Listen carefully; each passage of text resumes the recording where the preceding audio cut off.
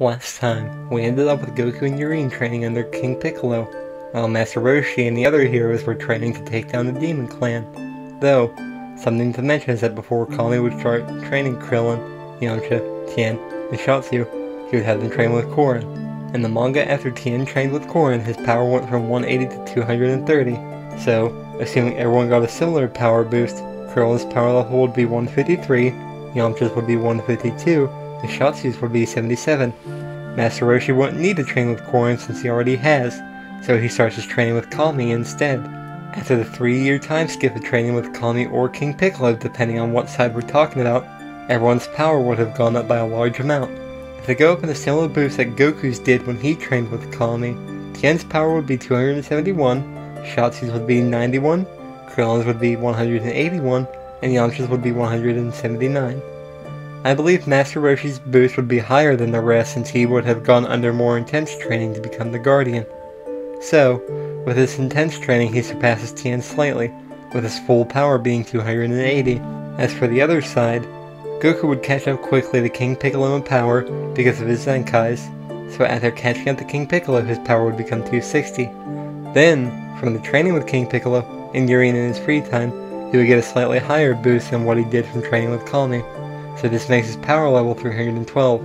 As for Yuri, her power would receive a sizable boost as well, and with her sparring with Goku constantly, her power would get close to Goku's, probably around 305.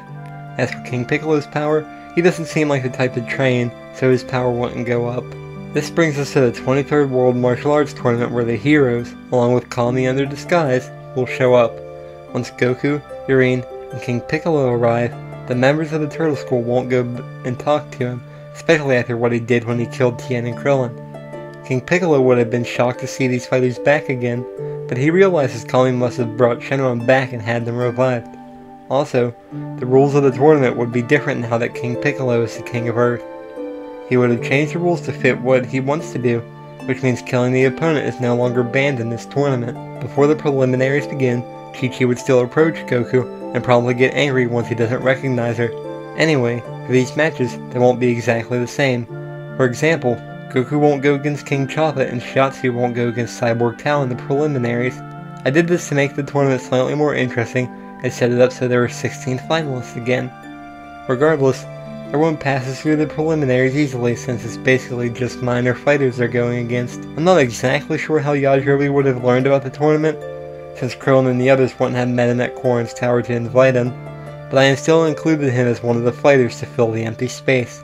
Also, Yajirobe's only alive in this timeline because King Piccolo killed him, so he would have been included in the wish to revive anyone killed by King Piccolo and his Demon Clan.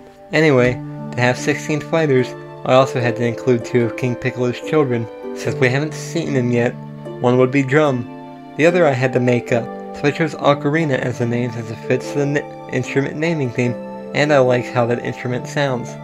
As for the other fighters, they are Goku, Yuri, King Piccolo, Master Roshi, Tien, Shatsu, Krillin, Yamcha, Hiro, and Chi-Chi.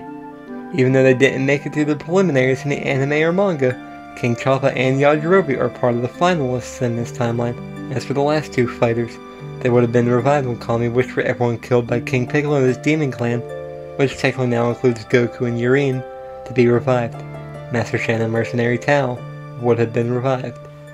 Though, from the injuries they received from Goku and Yuri, they had to use the money Tao made as a mercenary and the money they took from Goku when he won the last tournament, so that they both are turned into cyborgs. Since this tournament is kinda completely different than the actual one, in the sense that it isn't building up to Goku fighting Piccolo, but Goku fighting Master Roshi instead, I actually went and drew lots to randomize the fights. So, after drawing lots, the matches of the Octa Finals are as follows. Match 1 is Goku vs Chi-Chi, Match 2 is Yuri vs King Choppa, Match 3 is Cyborg Shen vs Hiro, Match 4 is King Piccolo vs Yajirobe, Match 5 is Shatsu vs Ocarina, Match 6 is Cyborg Tao vs Tien Shinhan, Match 7 is Krillin vs Drum, Match 8 is Yamcha vs Master Roshi. Also something to point out, Hiro's name is only Hiro in the anime, and in the manga it's Shen, but I was using Hiro so it's not Shen vs Shen in match 3. The first match between Goku and Chi-Chi would be like how the fight in the manga went, though it wouldn't go exactly the same. When she finally tells him that he promised to marry her, she'd be disappointed after she hears what Goku had to say. As I mentioned in previous parts, Goku and Yurine had a kind of childhood crush on each other. Those feelings would have only grown even more during the last 3 years, and with them becoming teams, they would have started going steady at some point in the past years. So, he wouldn't really be interested in Chi-Chi and would turn this proposal of hers down. Afterwards, the fight would continue with her being angry and upset about Goku breaking his promise. So, she wouldn't hold back in attacking Goku, and he wouldn't hold back either. As it draws towards the end of the match, it's obvious he doesn't stand a chance to win, so King Piccolo orders him to kill her, and Goku obeys his command. The second match between Yurine and King Piccolo wouldn't last long since he is far weaker than the main characters by this time. However, at the end of the fight, King Piccolo would order her to kill him as well, so she would carry out his orders too. As for the third match between Cyborg, Shannon, and Hiro, the Cyborg upgrade would have made Shen stronger as well, just like it did to Tao. Mercenary Tao's power after getting upgraded went from 120 to 180. So, assuming Master Shen gets a similar boost, his power would also go to 180 since he had a power level of 120. Hiro/Kami's power is 300, putting him far above Cyborg Shen, so Hiro would be the winner.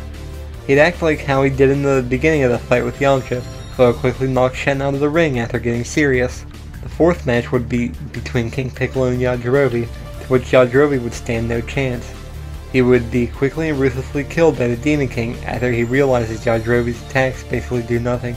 Though, something to point out is that King Piccolo would be surprised that Yajirobe is alive, since he killed him before to avenge the children Yajirobe killed. Anyway, sadly, the fifth match wouldn't end well for Shatsu, as Ocarina's power level would be far higher than his, so they'd mercilessly kill him as well, which this would obviously upset and anger the heroes, as this is the second time Shatsu was killed, so he can no longer be revived.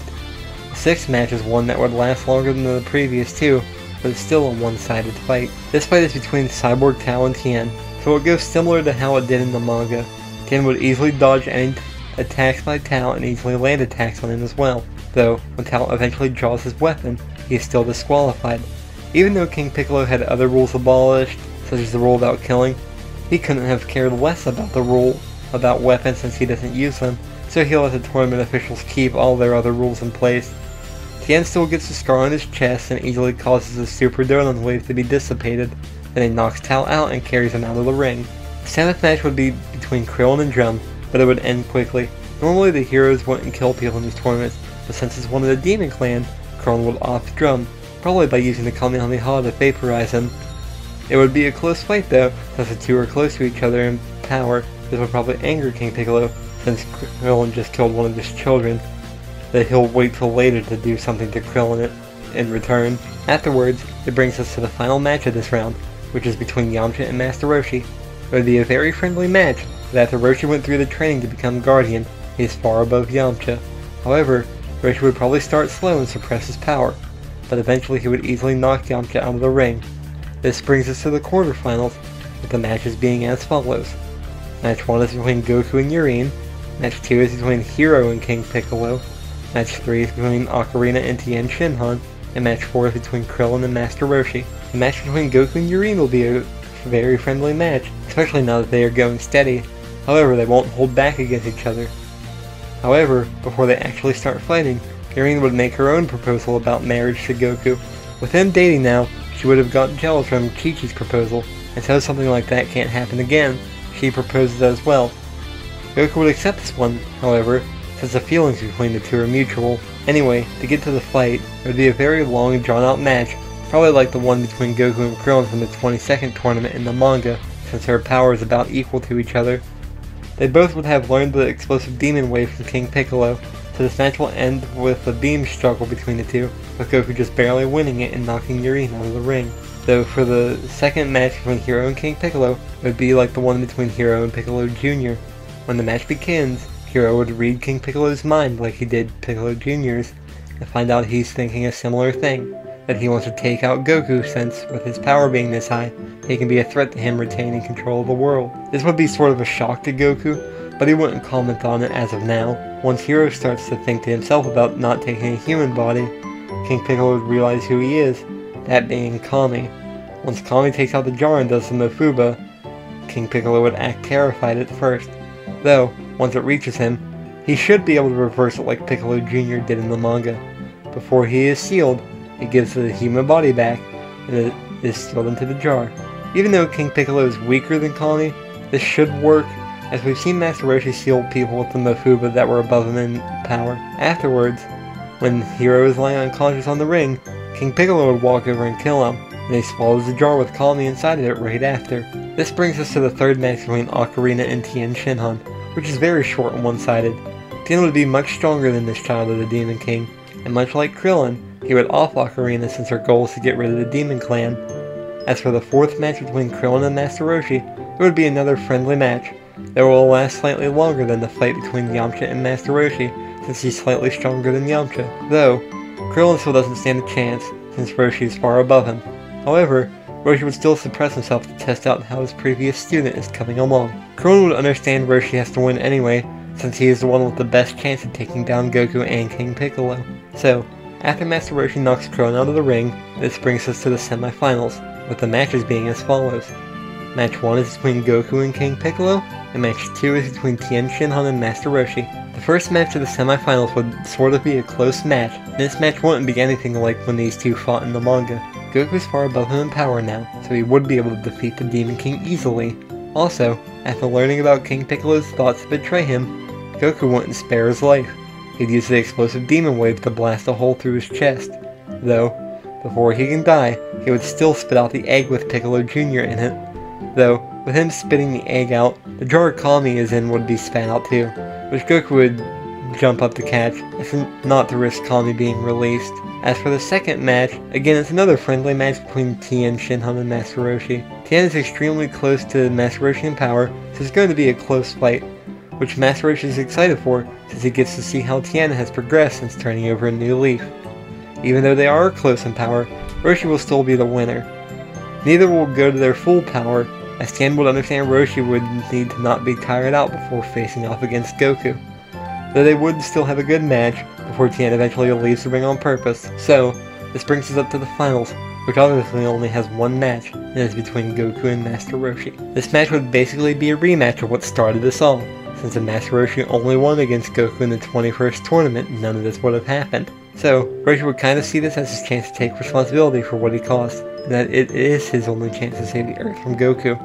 When the fight does start, they would basically be going blow for blow as they start small, but as they start to get more serious and use more of their power, since Goku is stronger, he would start to get more hits in than what Roshi will, so Roshi can't rely on strength alone and would need to rely on his wisdom and techniques for this fight. When Roshi starts to go fast enough that he seemingly disappears, Goku would still be able to tell where he is and would knock him away. Though, like Goku did to Piccolo, he would seemingly teleport behind them before knocking Goku into the air. When Goku launches his explosive demon wave to try and destroy the ring, Roshi would use his Super Kamehameha to counter it. From this beam struggle, with Goku having the higher power, he would most likely win it. Roshi wouldn't have a choice but to take the blunt of it, so the arena isn't destroyed and spectators aren't hurt. Also, something to mention for this fight is that Goku wouldn't have the jar on him / inside him like Piccolo did, as he gave it to Yurine, so eventually Roshi wouldn't be able to get it from him to free Kami. Anyway, after the beam struggle, as they keep going blow for blow, Roshi's stamina would be starting to drop more than Goku's, since he took the brunt of the explosive demon wave. Even though Roshi basically just used the Kamehameha, he would figure the Mofuba wouldn't work, as Goku would probably reverse it like King Piccolo did to Kami's. He would settle on using the greatest Kamehameha, like he used in the Tournament of Power in the anime, at the risk of his life. So, he powers up into his buff form and charges it. Goku with his cockiness wouldn't think much of it, it just stands there to let it happen. As he lets it go and it hits Roshi, Goku is nowhere to be seen, and Roshi falls over, dead from his final Kamehameha. And that's where I'm going to end this part, with one of Earth's greatest guardians having just gave his life for the planet. Will it have worked? Would his attack have vanquished Goku? Or would it all be in vain? Even if it wasn't in vain, the Earth lost quite a bit of their defenders, so they aren't in a great position going forward. Though, if Goku did survive, the Earth is in an even worse position than if he didn't. So, regardless of what happens, there's still more to explore with this timeline going forward, so please keep an eye out for it.